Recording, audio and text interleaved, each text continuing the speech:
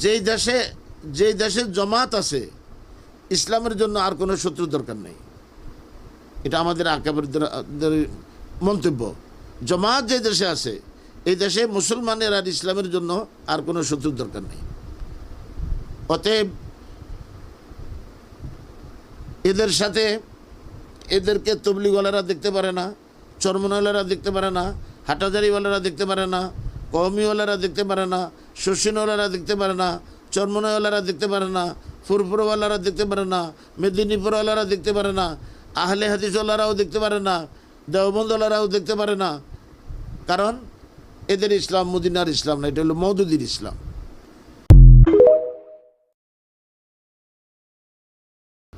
যেই দেশে জামাত আছে ইসলামের জন্য আর কোনো শত্রু দরকার নেই। এটা আমাদের আকাবেরদের মন্তব্য। জামাত